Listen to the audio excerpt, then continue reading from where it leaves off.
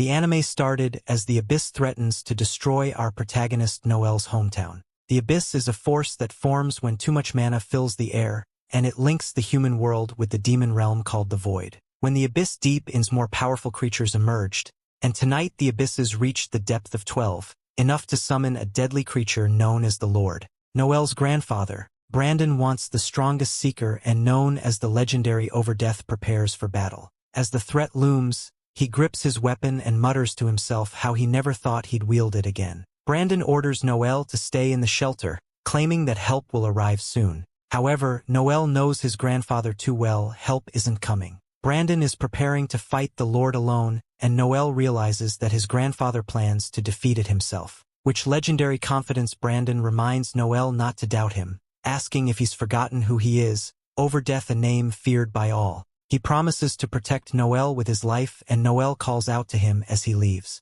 As Brandon prepares for the fight, he thinks about telling Noel that men can't let anyone look down on them, no matter when or what they face. Noel hides in the shelter, terrified as his mind races with thoughts of his grandfather. He stays hidden, feeling dread creep over him as the women stretch on. Eventually, Noel steps out of the shelter and finds Brandon gravely wounded. Brandon reflects on his fate, acknowledging that even Overdeath has its limits. He tells Noel that this is the path of seekers. Choosing a life of combat means living with death always nearby. Despite his condition, Brandon asks Noel if he still wants to be a seeker, even knowing the dangers that come with it. Noel, holding back his emotions, responds with determination. He tells his grandfather that he will follow the same path and become a seeker. Brandon, though proud, tells Noel that being a seeker is not enough. He must become the strongest, and he asked Noel to promise that he will surpass even him. Noel then swears that he will become the strongest seeker. Brandon chuckles with pride and tells Noel that he loves him.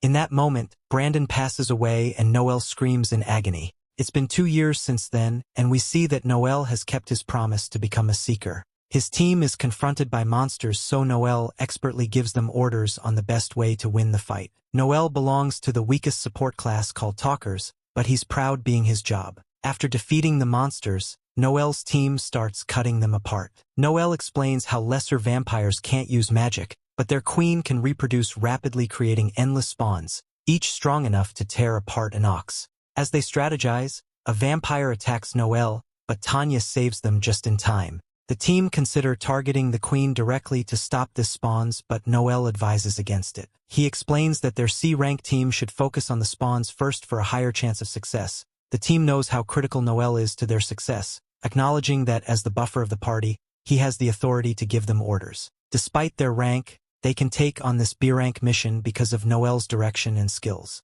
Noel then reflects silently on his role. Being a talker means he specializes in support, using his buff words to increase the team's combat abilities. However, his own fighting strength is weak, and he has to rely entirely on his comrade in battle. This is why talkers are often ridiculed as the weakest class. Suddenly the queen comes out of nowhere, releasing a poisonous gas. The gas spreads quickly, causing chaos. Lloyd and Walter immediately recognized that they must save Noel first because they know that they are powerless without his buffs. Tanya followers as they rush to rescue him. However, in the midst of confusion, Tanya is struck by the monster. Without Noel's buffs, Lloyd and Walter struggled to fight back, and they know that they can't win without him. The team begs for Noel to give them orders, and they remind him that he's supposed to be the talker. Anger rises within Noel as he tells everyone not to look down on him. He pulls out his weapon and he prepares to show his team how a talker fights. Noel uses his talker skill called Tactician. By giving orders to the party, it will increase the abilities of the members by 25%.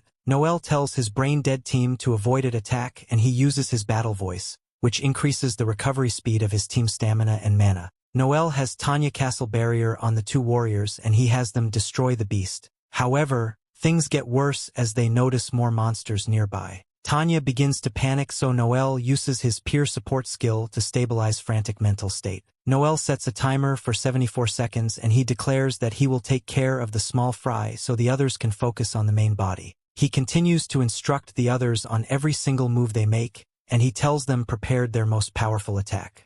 Noel stuns all the small fry and prepares his magic gun, the only anti-beast weapon that a talker like him can rely on. Noel fires an ice bullet to freeze the demons, but when escapes, Noel only has 1 bullet left and 43 seconds remain on his timer. Noel determines that the beast will reach him in 23 seconds, so according to his calculations he has just enough time to tell the guys to attack the main body. He gets the message out just before the beast attacks him, and his brain-dead teammates unleash their attack. Tanya is amazed that they were able to win, but she is horrified to find that Noel was struck. This is not the case, however, as Noel's timing was perfect. He dodged just enough to evade the attack, but also factored into his calculations that spawns would lose their ability to move after the queen was defeated. The battle ends exactly as Noel predicted, with the mission completed in 74 seconds. His teammates, impressed but joking, tease him for being too confident with his risky timing. Noel's thoughts then shift to a memory of his grandfather.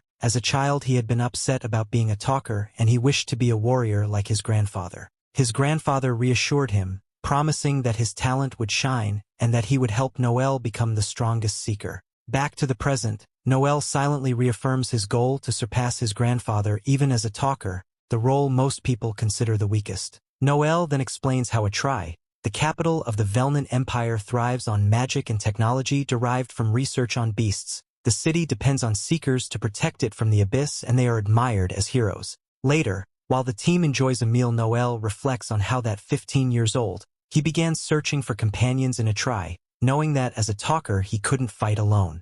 Walter, part of their 5 million Phil reward, talks about their progress, while Tanya and Lloyd discuss aiming higher. Noel, however, quietly thinks that they could benefit from having a scout, but for now he focuses on gaining experience with his current team. The conversation changes when Walter asks Noel if he's upset about the reward. Walter is drunk, so he teases Noel for caring too much about money, saying a secret should be big-hearted. Walter's words about money trigger a memory for Noel, reminding him of something his grandfather had once told him. His grandfather explained that seekers must prioritize money to buy the best equipment and supplies for survival, being labeled as greedy or evil as a mark of success, not shame. His grandfather, known as Overdeath, taught Noel never to let others look down on him regardless of their opinions. Returning to the present, Noel insists he isn't upset, but Walter continues to criticize him. This escalates into a back-and-forth exchange with Noel mocking Walter's reliance on age for authority.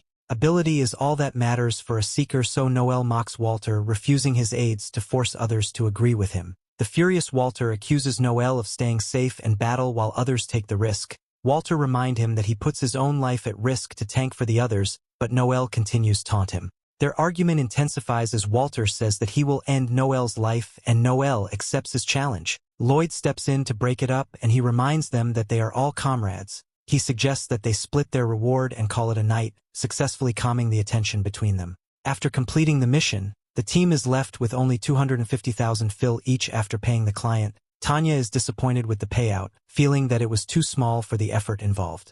Lloyd explains that what the mission was tough. Missions like these are rare, and they'll make more money when they take on another job. However, Noel points out that unlike official clans, they don't receive missions directly from the country, which limits their opportunities and earnings. He mentions how rare missions like these are for independent seekers like them, and how much more difficult it is without being part of a clan. Lloyd updates the group on their total savings, which amounts to just over 12.8 million Phil. Without hesitation, Noel proposes using that money to establish their own clan, but Lloyd warns Noel that starting the clan requires paying the country 20 million Phil, far more than they currently have. Noel responds confidently, stating that he's willing to cover the remaining 7.2 million Phil from his own savings. His determination is clear. He believes that establishing the clan will allow them to break free from doing second-hand jobs and truly grow. Despite Lloyd's warnings about the high cost of renting a base of operations in the capital, Noel remains undeterred, explaining that he already has a lead on a cheap place. Lloyd expresses doubts about their ability to manage the clan, pointing out that they're still a young, inexperienced C-rank team. He feels that they aren't ready for such a responsibility. Noel challenges this thinking, asking Lloyd when exactly they will be ready. He argues that if they don't take action now, they will remain stuck C-rank seekers forever. He insists that experience will come from running a clan, not from waiting until they feel ready. Lloyd continues to express concern, stating that without the country's trust, they won't receive the high-paying jobs they need to succeed. Noel counters this by explaining that their youth attractiveness and strength are assets that country values. the government wants more seekers and the successful seeker is often seen as both an idol and a hero. He believes that their looking skills will help them succeed, and he even brings up our signing contracts with companies could bring them sponsorships and additional income. Walter, still shocked by the conversation, can't believe that being good-looking could help them get better treatment from the country, but Noel remains confident. He even tells Walter that despite his flaws, he too has the kind of looks that could benefit the clan's image. Walter, who was initially skeptical, is eventually swayed by Noel's argument. Tired of doing second-hand jobs, he agrees with the idea of forming a clan, adding that status, fame, and money all appealing. He even makes a crude joke about using his newfound status to attract women, which causes Tanya to scold him. With Walter on board, Noel turns to Lloyd asking for his opinion as the leader. Noel's determination shocks everyone when he reveals that if they don't agree to form a clan, he's prepared to quit the party and take his share of their savings. He reminds them that he has a dream to become the greatest seeker, surpassing even his grandfather, the legendary Overdeath. Lloyd is taken aback by Noel's conviction, but he understands that this is something Noel isn't willing to compromise on. After thinking it over, Lloyd agrees. His reason is that they would have to make this decision sooner or later. Tanya, still in disbelief, questions Lloyd's choice, but he reassures her that this was always the path they were headed towards. Lloyd recommends that they continue discussing the details later after resting and recovering from the long day with drinking party. The group agrees to reconvene in 2 days to finalize their plans. As everyone leaves, Tanya stops Noel, but she just ends up saying goodbye. The next day, Walter frantically tells Noel that Lloyd and Tanya has betrayed them, leaving them shaken and uncertain about what to do next. And with that, we have come to the end of this part. Stay tuned for next part. Don't forget to subscribe to the channel and activate the notification bell to receive all the latest updates.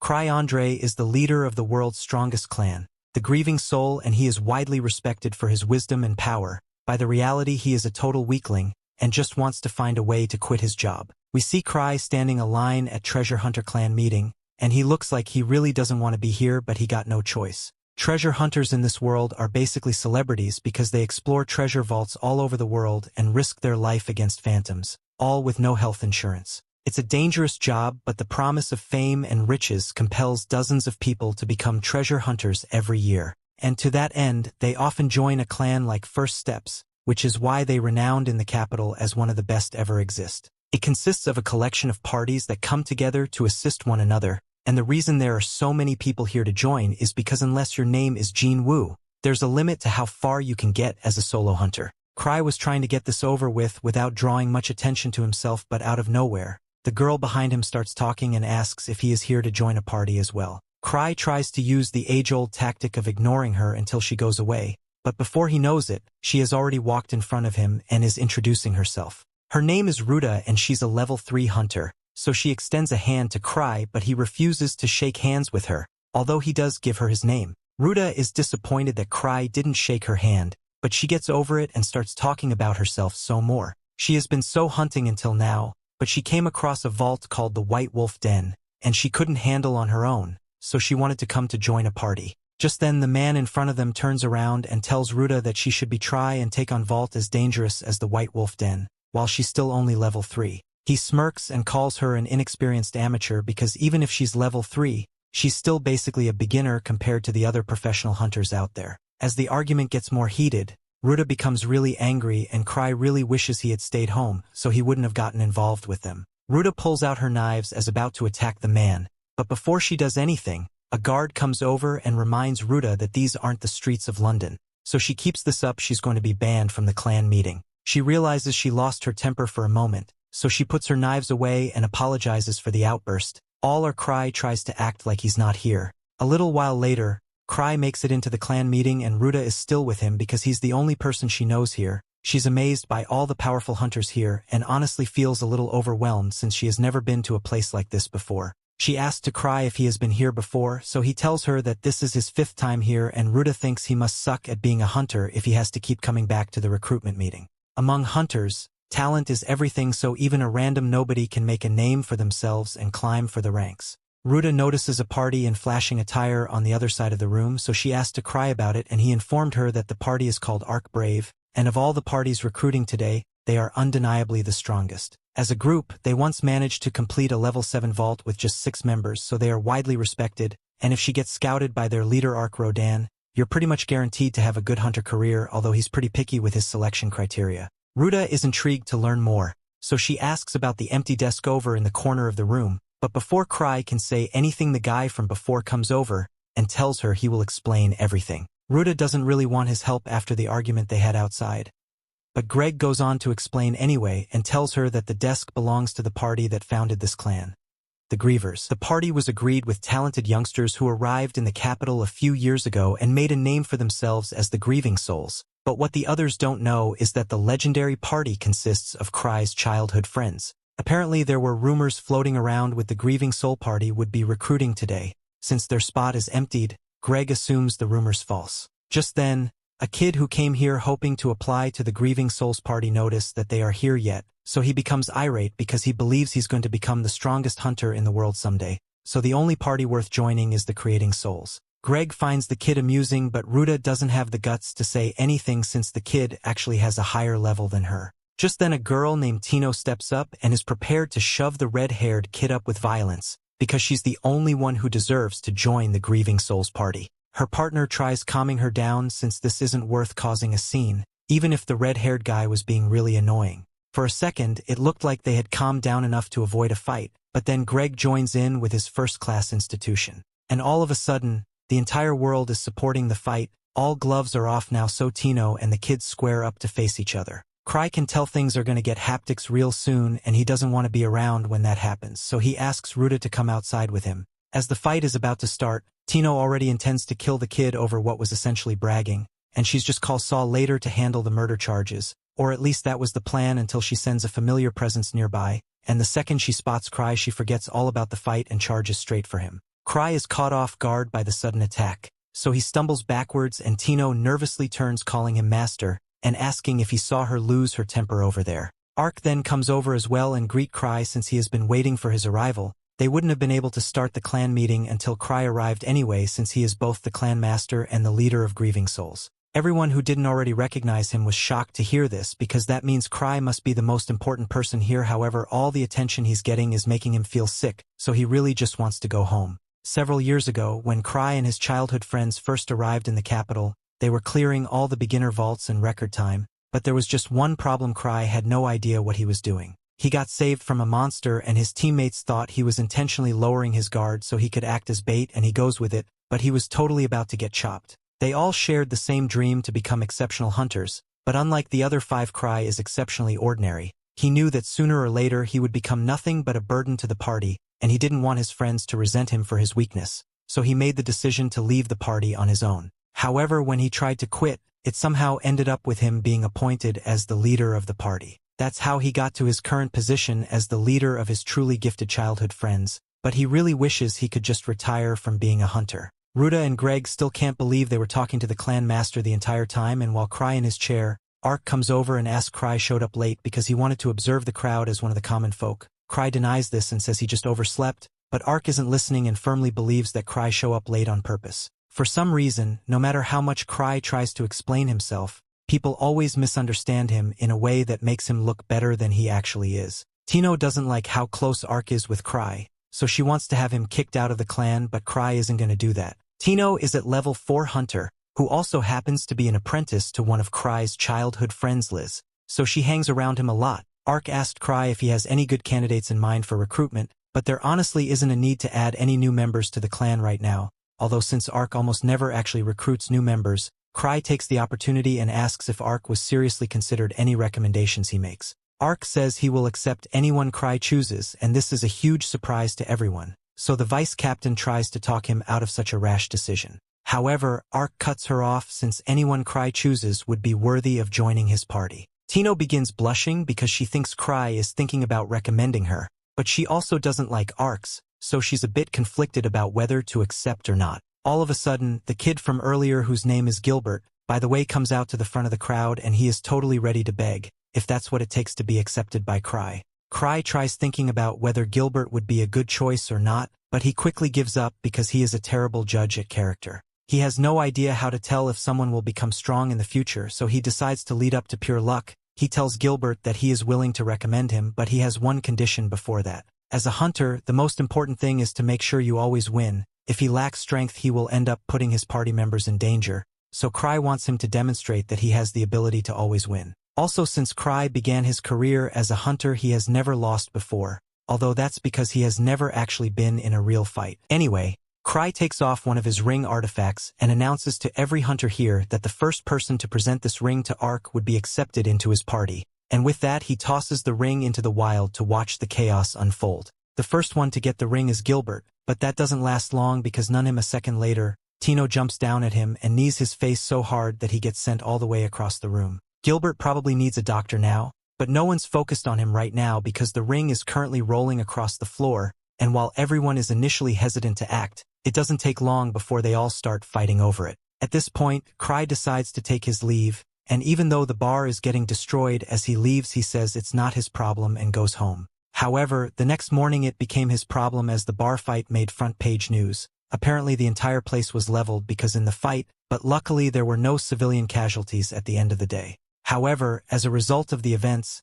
Eva tells him that the Explorers Association once had a private meeting with him, and Cry already knows that means they're going to yell at him. He asked how Ark took the news, and Eva tells him that Ark actually took it pretty well and laughed it off. Since Ark probably isn't mad, Cry wants to take advantage of his good mood and send him the bill to rebuild the bar, as well as asked him to go handle the meeting with the association, but Eva informed him that the meeting is specifically meant for him, so there's no way he's getting out of it this time. Even if he tries ignoring it, the association manager Gark is just going to hunt him down like he always does, so Cry caves in and agrees to go. But he will be using his secret weapon to get over as soon as possible. And that secret weapon is to grovel and apologize. He also argues that the only damage was to the bar, and since no one was hurt, and the bar owner has been compensated to cover the repairs of the bar, there shouldn't be any further issues. Gark hasn't even gotten a chance to yell or cry yet, but after seeing Cry apologize, he just lets it go for now. However, even if there aren't any official complaints against him, he still needs to take responsibility for his actions,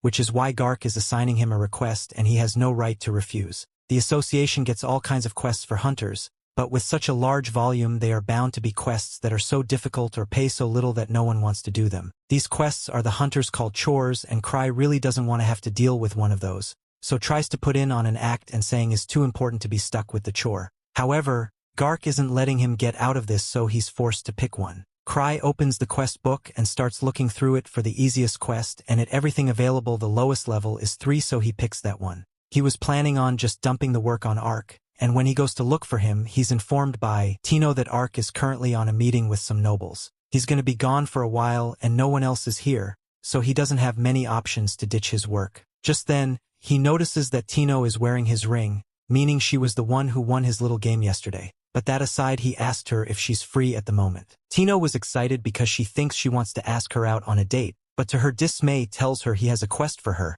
She immediately runs away, but even though she's fast, Cry has his ways of catching up to her. He summons his chained dog Silver and instructs it to capture Tino, and before long Cry has her tied up in a chair, so he can discuss the quest with her. She feels betrayed because she just wanted to go on a date with Cry, but now he's forcing her to go on this crappy quest all by herself. Cry asks so the problem is that she doesn't want to do it alone, and Tino responds that she wouldn't be opposed to the idea if Cry would join her. However, that would mean Cry would have to do actual work, so he sent Tino on the mission with a bunch of the hunters he met yesterday. With that end of this part, if you want next part, let us know in comment box.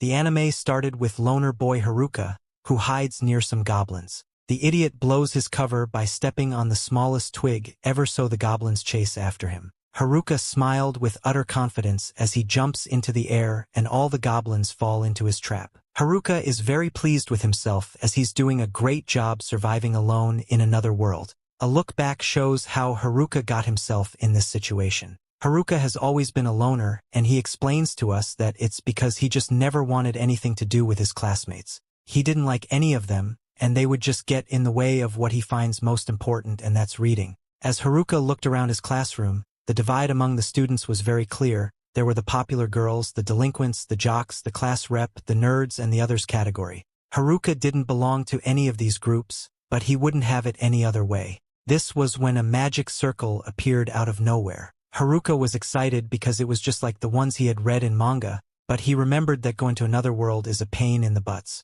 The heroes in the manga always ended up having to be around a bunch of people, but that sounded like torture to Haruka. He tried his best to get out of the classroom, but it didn't go so well. All the other students panicked as the magic circle expanded, but Haruka cleverly escaped through an air vent. Unfortunately for him, the magic circle chased him up there, and he found himself in the generic white void place. How look exactly what to expect from reading so much manga. He wondered where the typical king was and when his daughter, who was beyond the reach of any nerd, would show up. Some old guy frantically signaled to him, so Haruka realized that this guy was some sort of god. It turns out that the teleporting was first come first served, so Haruka's classmates were teleported already and Haruka was left behind. Haruka was allowed to pick his status and skills just before being sent to his new world. A giant board appeared with all the options, but Haruka was disappointed about something. This was the first time the old god summoned so many people, so all of the cheat skills were already taken, and only the worthless ones were left.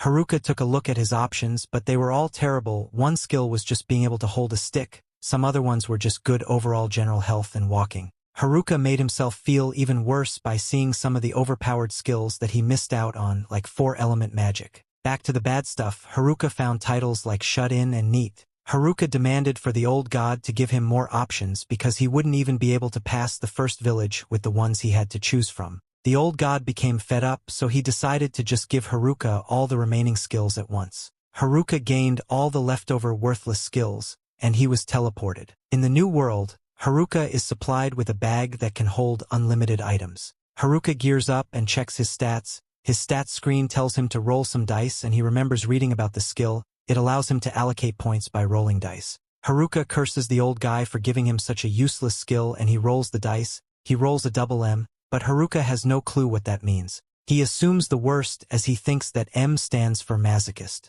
However, his stats screen just tells them to choose which stat he wants to add to. Haruka doesn't think that raw stats will help him survive with his terrible abilities, so he chooses to put the points into luck. His strategy is to completely ignore a balanced build, and instead he will just max out luck. Just then Haruka realizes that the M stood for max because his luck stat is now maxed out. Haruka surprised when he notices that he has 2 extra skills and sea of useless abilities. He assumes that it's because he was summoned alone. Haruki's loner title means that he's the loner with no friends and he cannot form a party. His servitude skill allows him to command others, and it was given to him because of his loner status. That's pretty cool, but it also means that Haruka has to say goodbye to his dreams of having a harem. Haruka wonders where all his classmates are, but it doesn't matter because he can't party with them anyway. Haruka decides to just begin his journey, and he wants to start by securing a base of operation. It's pretty hard to see through the forest, so Haruka is worried about a monster showing up. He wonders if he has a skill that could be useful,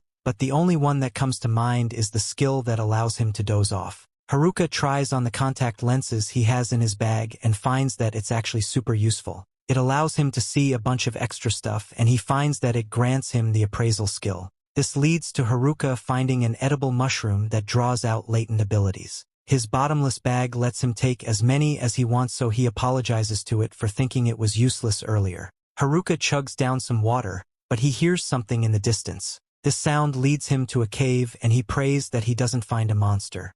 Haruka's bag came with a bunch of camping stuff, so he decides to make this cave his base. He uses temperature magic to light some twigs on fire, and determines that the leftover skills are actually pretty useful. Haruka checks his stats again and finds that his temperature magic leveled up, which unlocks fire magic. Haruka worries about what he will do if a monster appears because he can only smack it with the sticker right now, but he just ends up falling asleep. The next day, Haruka wakes to find everything is okay. He has items that repel monsters, and his shut-in title protects his living space. Haruka can now use fire magic to start fires, so he cooked himself some breakfast. He had some beef jerky in his bag, and he had some of the mushrooms he found the day before. The food is delicious. Haruka is very grateful for his villager starter bag. It's more than just a villager bag though, so Haruka thinks it's more like a bag for a survivalist. Haruka heads out to find more food for later, but he knows that the main concern right now is how to protect himself from monsters. Just then Haruka finds the last thing he wanted to see: 2 goblins.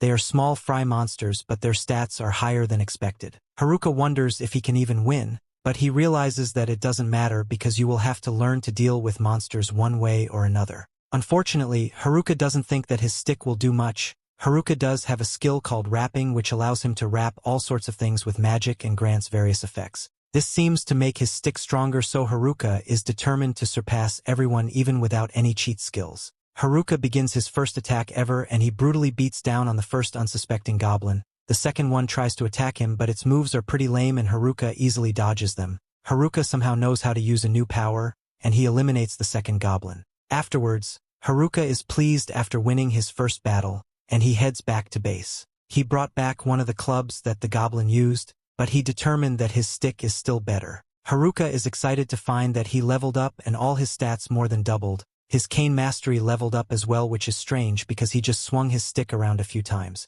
Haruka got magic confusion as well, which probably came from him enchanting his stick with magic. His calisthenics went up as well because Haruka has never missed a morning exercise. Haruka is exaggerating quite a bit though, as he has only been in this new world for 2 days. Later, Haruka is tired of eating mushrooms already. He would rather eat meat, but he knows that he would be schooled by the class rep for being ungrateful. With his meal done, Haruka decides to try out and enhancing himself. This magic infusion enhances his physical and magical defenses. Haruka's appraisal skill has also reached level 2, but he wonders why it's showing a bunch of question marks on all his stuff. Haruka decides not to overthink things and he leaves. He celebrates as the force blesses him with something already, but he realizes that it's just another mushroom. Haruka searches for meat that might grow out of trees, but he remembers that he's supposed to be practicing his magic. Haruka finds that his enhanced body is much lighter, so much so that it feels like he is teleporting. That isn't all, as his dexterity is insane now too. Haruka finds a more powerful goblin but he easily defeats it. He takes out another so he is confident that he could defeat even a group of 3 of them now. Haruka actually runs into a group of 3 goblins but he's a coward, and he decides that he has had enough fighting for the day. Haruka recaps his day, which consisted of his goblin battle and magic studying at night. On day 5, Haruka succeeded in defeating a goblin with the single strike and he decorated his base with some fancy stuff he made with magic. Haruka is once again pretty pleased as his life in this new world is starting to come together. That night, Haruka chases a meaty rabbit as he's desperate to eat some meat. Just then Haruka detects her presence and he instantly determines that it's not a goblin. It turns out to be his classmates, but Haruka is disappointed to see that it's the delinquents. Haruka would rather not get involved with them, but he senses that another group is in the other direction. His clairvoyance still allows him to see who it is, but he's horrified to see that it's the popular girls. The jocks are also rapidly approaching. The nerds are nearby too, but after talking to them from time to time in his old world, Haruka would rather take a pass on seeing them. That just leaves the class rep and her friends. Haruka knows that it would be best if he had some friends in this harsh world, and he has known the class rep since grade school. Haruka decides to at least say hello, but he stops himself. He realizes that he feels really free and isolated right now. He can live the way he wants without anyone butting in, and he wouldn't exchange that for anything. Haruka makes his final decision, which is to conquer this new world all alone. And with that, we have come to the end of this part. Stay tuned for next part. Don't forget to subscribe to the channel and activate the notification bell to receive all the latest updates.